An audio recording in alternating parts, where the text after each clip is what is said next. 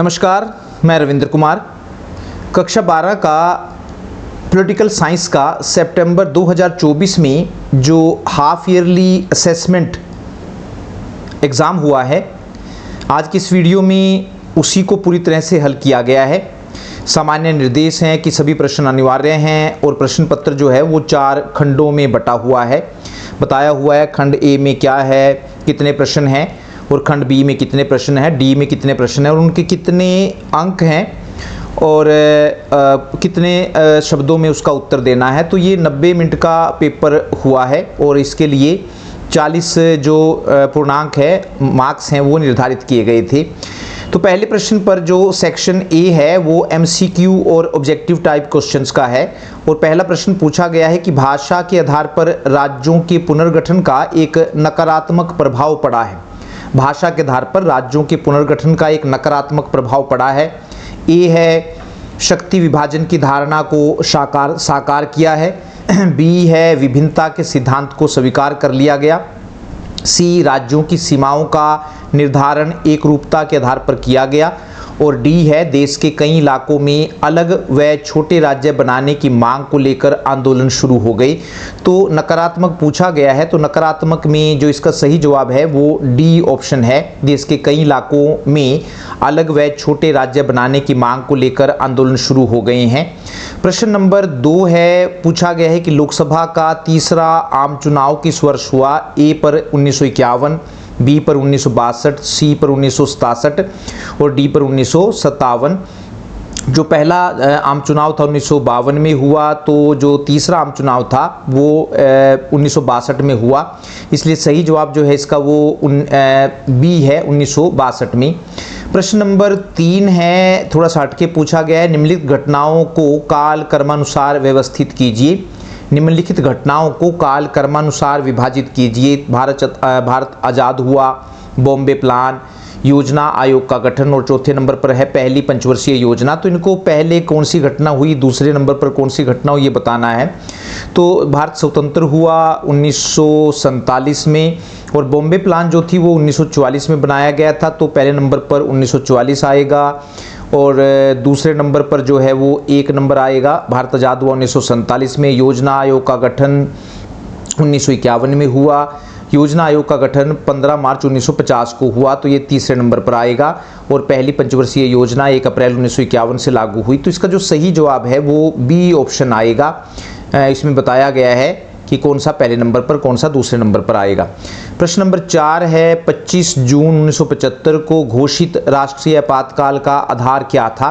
25 जून 1975 को घोषित राष्ट्रीय आपातकाल का आधार क्या था।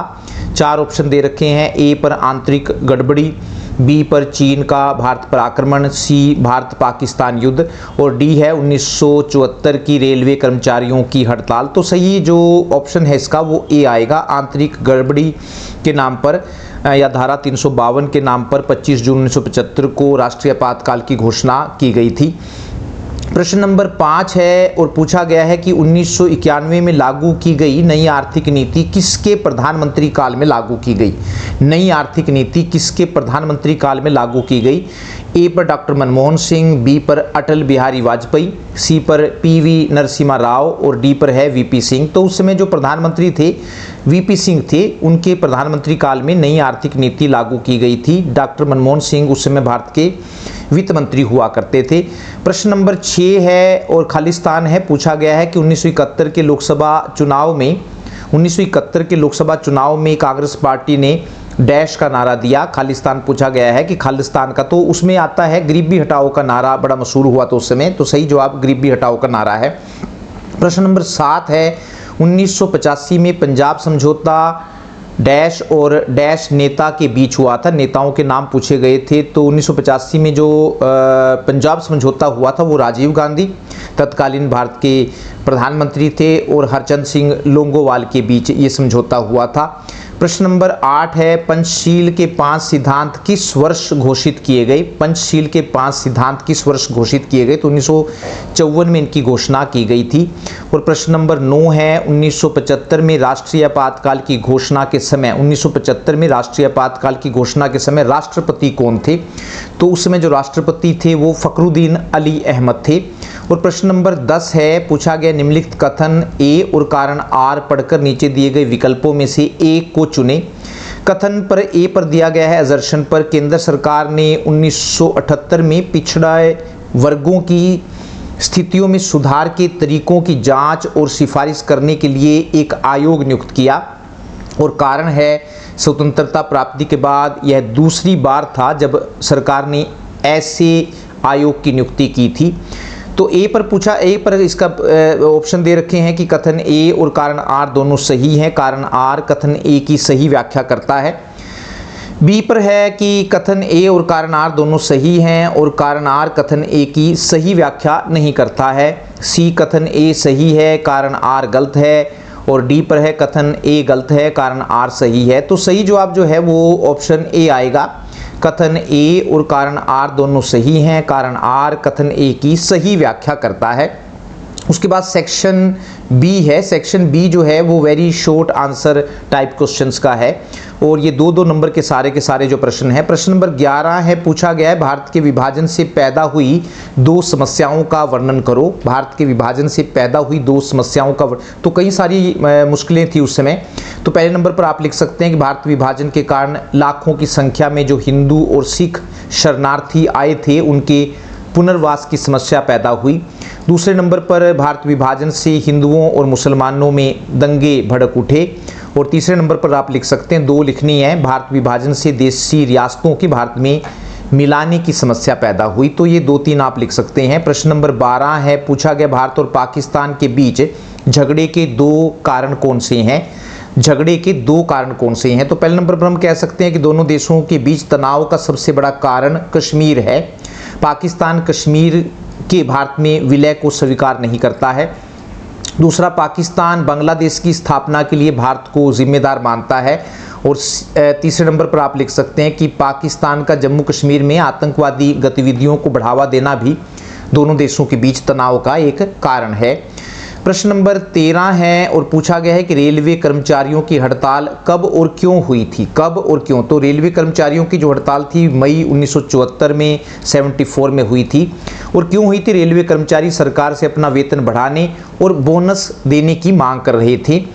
उसके बाद प्रश्न नंबर 14 है और 14 में प्रश्न पूछा गया है कि उन 4 देशों के नाम लिखिए जिनकी सीमाएं भारत के पूर्वोत्तर जो हैं राज्यों से लगती हैं। तो चीन भी है उसमें, भूटान, म्यांमार और बांग्लादेश, ये 4 देश हैं जिनकी जो सीमाएं हैं भारत के पूर्वोत्तर राज्यों से लगती है। असम, मेघालय, अरुणाचल प्रदेश, तो ये इनसे लगती है। प्रश्न नंबर 15 है और पहले 3 आम चुनाव में कांग्रेस पार्टी की प्रधानता के 3 कारण बताइए। तो पहले नंबर पर हम ले सकते हैं कि मतलब लोग कांग्रेस को वोट क्यों देते थे। तो देश को आज़ाद करवाने में योगदान, कांग्रेस ने देश को आज़ाद करवाने में महत्वपूर्ण भूमिका निभाई थी। देश को आज़ाद करवाने के लिए इस दल के नेताओं ने जेलों में जो कष्ट सहे थे उसके कारण यह दल जनता में लोकप्रिय बन गया था। इसी लोकप्रियता के कारण पहले 3 आम चुनाव तक कांग्रेस जनता जो है वो कांग्रेस को वोट देती रही। दूसरे नंबर पर है राष्ट्रव्यापी संगठन था। कांग्रेस के पास गांव-गांव तथा शहर-शहर तक फैला हुआ एक व्यवस्थित संगठन था। इस संगठन में सबकी बात सुनी जाती थी। इसके अलावा कांग्रेस में कर्मठ कार्यकर्ताओं को सम्मान दिया जाता था। ये कार्यकर्ता तन मन से पार्टी की सेवा करते थे। यह बात भी पहले 3 चुनाव में कांग्रेस के जीतने का कारण बनी। और तीसरे नंबर पर है व्यापक जनाधार। कांग्रेस में सभी धर्मों, जातियों और विचारों के लोग शामिल थे।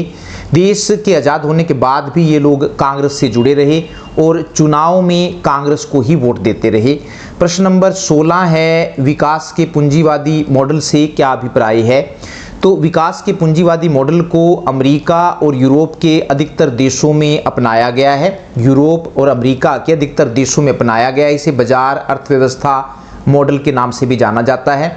और यह मॉडल इस धारणा पर आधारित है कि आर्थिक क्रियाओं में राज्य या सरकार का कोई हस्तक्षेप नहीं होना चाहिए, बल्कि आर्थिक क्रियाएं बाजार की शक्तियों द्वारा नियंत्रित होनी चाहिए।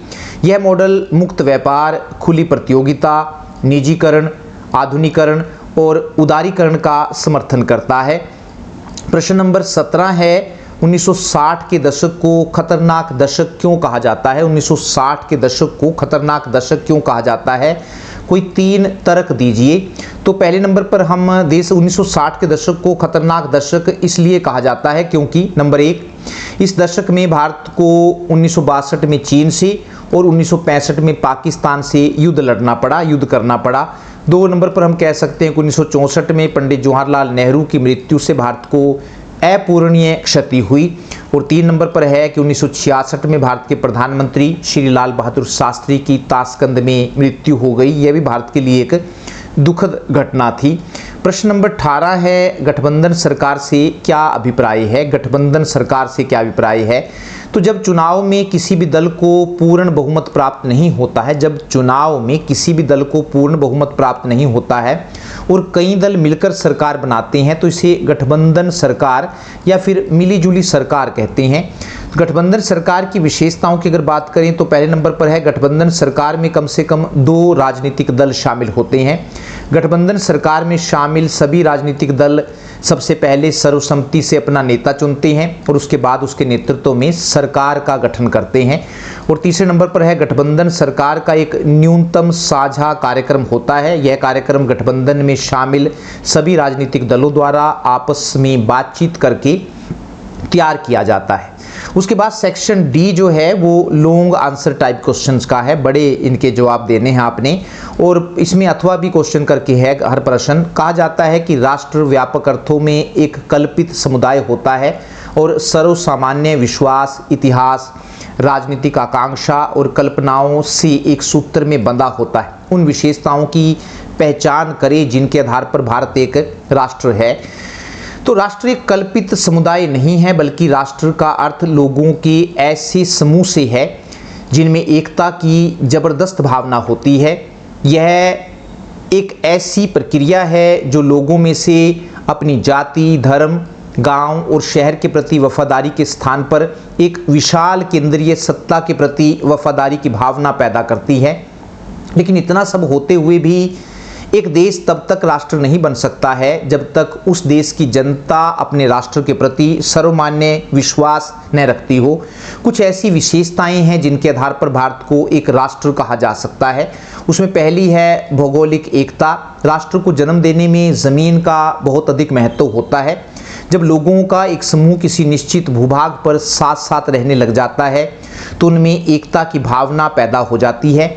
यह एक निश्चित भूमि पर साथ साथ रहने के कारण ही भारत के लोग स्वयं को भारतीय कहलाना ज़्यादा अच्छा पसंद करते हैं। दूसरा है जो कारण वो है समान जाति। एक जाति के लोग एक दूसरे को अपना समझते हैं। इस अपनेपन के कारण उनमें एकता की भावना पैदा होती है और एकता की यही भावना राष्ट्र को जन्म देती है। तीसरा है समान संस्कृति। संस्कृति का अर्थ लोगों के खान पान, पहनावे, आदतों, रीति रिवाजों और भाषा आदि से है जो उन्हें दूसरों से अलग पहचान देती है। जिन लोगों की एक समान संस्कृति होती है उनमें एकता की जबरदस्त भावना होती है और एकता की यही भावना राष्ट्र को जन्म देती है। चौथे नंबर पर है समान धर्म। धर्म का लोगों के जीवन में खास महत्व होता है। धर्म की रक्षा के लिए लोग बड़े से बड़ा बलिदान करने के लिए तैयार हो जाते हैं। एक धर्म के लोगों में एकता की जबरदस्त भावना होती है और एकता की यही भावना राष्ट्र को जन्म देती है। और 5वें नंबर पर है सार्वजनिक इच्छा। यदि लोगों में इकट्ठा रहने की जबरदस्त इच्छा है तो इससे एक मजबूत राष्ट्र का निर्माण होता है। इसके विपरीत यदि लोगों में इकट्ठा रहने की इच्छा नहीं है तो राष्ट्र का निर्माण नहीं हो सकता है। अथवा करके दूसरा बिल आप लिख सकते हैं, जनता पार्टी सरकार ने 1977 में 1977 में शाह आयोग की नियुक्ति की थी। इस आयोग की नियुक्ति क्यों की गई थी और इसके क्या निष्कर्ष थे? तो मई 1977 में जनता पार्टी की सरकार ने सर्वोच्च न्यायालय के पूर्व मुख्य न्यायाधीश जे सी शाह की अध्यक्षता में एक आयोग का गठन किया था। इस आयोग को ही शाह आयोग कहा जाता है। इस आयोग का मुख्य काम 25 जून 1975 को लागू किए गए आपातकाल के कारणों और आपातकाल के दौरान सरकार द्वारा किए गए अत्याचारों की जांच करना था। आयोग ने अपनी रिपोर्ट में इस बात को माना कि आपातकाल के दौरान बहुत सारी अति हुई थी। इस आयोग ने अपनी रिपोर्ट में निम्नलिखित बातें कही। नंबर 1 पर उन्होंने कहा आयोग ने कि श्रीमती इंदिरा गांधी द्वारा आपातकाल की घोषणा अपने राजनीतिक स्वार्थों को पूरा करने के लिए की गई थी। 2 मीसा कानून के तहत बिना कारण बताए लोगों को गिरफ्तार करना व्यक्तिगत स्वतंत्रता के विरुद्ध था। तीसरे नंबर पर प्रेस की स्वतंत्रता पर रोक लगाना पूरी तरह से गलत था। और चौथी बात उन्होंने कही शाह आयोग ने कि विरोधी दलों के नेताओं को गिरफ्तार करना और उन्हें जेलों में रखना उनकी व्यक्तिगत स्वतंत्रता का हनन था। प्रश्न नंबर 20 है विदेश नीति का क्या अर्थ है? भारत की विदेश नीति के मुख्य सिद्धांतों का वर्णन करो। तो एक देश दूसरे देश के साथ संबंध स्थापित करने के लिए जो नीति अपनाता है उसे विदेश नीति कहते हैं। तो अगर इसमें पूछा गया मुख्य सिद्धांत, तो पहले नंबर पर हम कह सकते हैं जो भारत की विदेश नीति का मुख्य सिद्धांत है वो है गुटनिरपेक्षता। भारत की विदेश नीति की पहली विशेषता या मुख्य सिद्धांत गुटनिरपेक्षता रही है। जब भारत आजाद हुआ तो उस समय पूरा विश्व 2 गुटों में बटा हुआ था। एक गुट सोवियत संघ रूस का गुट था और दूसरा गुट अमेरिका का था। भारत के लिए किसी एक गुट में शामिल होने का अर्थ अपनी स्वतंत्रता को फिर से गिरवी रख देना था। इसलिए भारत ने दोनों गुटों में से किसी भी गुट में शामिल न होने का निर्णय लिया। दूसरा सिद्धांत है उपनिवेशवाद का विरोध। उपनिवेशवाद का अर्थ ऐसी नीति से है जिसमें एक देश दूसरे देश को अपना गुलाम बना लेता है और फिर अपने फायदे के लिए उसका शोषण करता है। भारत लंबे समय तक उपनिवेशवाद का शिकार रहा है। अंग्रेजों ने करीब 200 सालों तक भारत का खूब शोषण किया और इसे गरीब देश बना दिया। अतः उपनिवेशवाद का विरोध करना भी भारत की विदेश नीति रही है। तीसरे नंबर पर हम कह सकते हैं पंचशील के सिद्धांत। पंचशील से अभिप्राय उन 5 सिद्धांतों से है जिनका यदि पालन किया जाए तो विश्व में शांति स्थापित की जा सकती है। इन सिद्धांतों की घोषणा भारत के प्रधानमंत्री पंडित जवाहरलाल नेहरू और चीन के प्रधानमंत्री चाउ एन लाई ने 1954 में की थी। ये सिद्धांत इस प्रकार हैं। क पर हम कह सकते हैं कि एक दूसरे की प्रभुसत्ता का सम्मान करना। ख एक दूसरे पर आक्रमण न करना। ग एक दूसरे के आंतरिक मामलों में दखलंदाजी न करना। और घ है एक दूसरे के लाभ के लिए काम करना। और 5वां है शांतिपूर्ण सह अस्तित्व, पीसफुल को एग्जिस्टेंस या जियो और जीने दो की नीति में विश्वास करना। चौथे नंबर का जो मुख्य सिद्धांत है वो है निशस्त्रीकरण। भारत का शुरू से ही यह मानना रहा है कि अस्त्र शस्त्रों की होड़ से युद्ध की संभावना बढ़ती है। इसलिए भारत का मानना है कि विनाश करने वाले परमाणु हथियारों को पूरी तरह से खत्म किया जाना चाहिए और परमाणु शक्ति का प्रयोग विकास कार्यों में किया जाना चाहिए। अतः निशस्त्रीकरण भी भारत की विदेश नीति रही है। और 5वां सिद्धांत है पड़ोसी देशों के साथ मित्रतापूर्ण संबंध स्थापित करना। अपने पड़ोसी देशों के साथ मित्रतापूर्ण संबंध स्थापित करना भी भारत की विदेश नीति रही है। पाकिस्तान ने भारत पर अनेक बार आक्रमण किया। इसी प्रकार 1962 में चीन ने भी भारत पर आक्रमण किया और भारत के एक बड़े हिस्से पर कब्जा कर लिया। इसके बावजूद भी भारत इन दोनों देशों के साथ मित्रतापूर्ण संबंध स्थापित करने के लिए प्रयत्नशील है। और छठा भी लिख सकते हैं आप संयुक्त राष्ट्र संघ का समर्थन। भारत का यह मानना रहा है कि संयुक्त राष्ट्र संघ ने विभिन्न देशों के आपसी झगड़ों को सुलझाने, विभिन्न देशों के बीच मित्रतापूर्ण संबंध स्थापित करने और तीसरे विश्व युद्ध की संभावना को कम करने में महत्वपूर्ण भूमिका निभाई है। इसलिए संयुक्त राष्ट्र संघ के सभी कार्यों में सहयोग देना भी भारत की विदेश नीति रही है।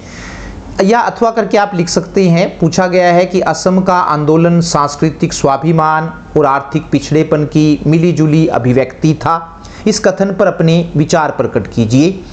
तो असम की अगर बात करें तो असम पूर्वोत्तर भारत के 7 राज्यों में से एक है। पूर्वोत्तर में देश के दूसरे राज्यों से या दूसरे देशों से बहुत से लोग आए हैं। इसलिए यहाँ के स्थानीय लोगों में इन बाहरी लोगों के खिलाफ काफ़ी गुस्सा है। यहाँ के स्थानीय लोग इन्हें रोजगार के अवसर छीनने वाला मानते हैं। यहाँ के लोगों का मानना है कि बाहर से आए लोग यहाँ की ज़मीनों पर कब्जा कर रहे हैं। 1979 से 1985 तक असम में इन बाहरी लोगों के खिलाफ एक ज़बरदस्त आंदोलन चला। असम के लोगों को शक था कि बहुत से मुसलमान बांग्लादेश से आकर असम में बस गए हैं। इसलिए असम के लोगों को लगा कि यदि इन विदेशी लोगों को पहचान कर उनके अपने देश नहीं भेजा गया तो स्थानीय असमी जनता अल्पसंख्यक हो जाएगी। इसके अलावा असम आंदोलन के कुछ आर्थिक कारण भी थे। असम में तेल, चाय, कोयले जैसे प्राकृतिक संसाधनों के अपार भंडार थे, लेकिन इसके बावजूद भी यहाँ व्यापक गरीबी थी। असम के लोगों को लगा कि असम के प्राकृतिक संसाधन बाहर भेजे जा रहे हैं और असम के लोगों को इसका कोई फ़ायदा नहीं हो रहा है। इसलिए 1979 में ऑल असम स्टूडेंट यूनियन, जिसको हम आसू के नाम से जानते हैं, ऑल स्टूडेंट असम यूनियन ने असम में बसे इन विदेशी लोगों के खिलाफ एक ज़बरदस्त आंदोलन चलाया। आसू वास्तव में एक छात्र संगठन था। यह आंदोलन असम में रह रहे अवैध प्रवासियों और बांग्लादेशियों के खिलाफ था। आंदोलनकारियों की मांग थी कि 1951 के बाद जितने भी लोग असम में आकर बसे हैं उन्हें असम से बाहर भेजा जाए। इस आंदोलन को पूरे असम में भारी समर्थन मिला। आंदोलन के दौरान कई बार हिंसक घटनाएं भी हुई। यह आंदोलन 6 साल तक चला। 1985 में जब केंद्र में राजीव गांधी की सरकार बनी तो उसने आसू के नेताओं से बातचीत शुरू की। उसके परिणाम स्वरूप 1985 में एक समझौता हुआ। इस समझौते के अंतर्गत यह तय किया गया कि जो लोग बांग्लादेश युद्ध के दौरान या उसके बाद के सालों में असम में आए हैं उनकी पहचान की जाएगी और उन्हें वापस बांग्लादेश भेजा जाएगा। असम समझौते से असम में शांति तो कायम हुई है, लेकिन आप्रवास की समस्या का समाधान नहीं हो पाया है। बहाली का मामला अभी भी असम और पूर्वोत्तर के अन्य राज्यों में एक जीवंत मसला बना हुआ है। तो ये आपका पेपर था। धन्यवाद, नमस्कार।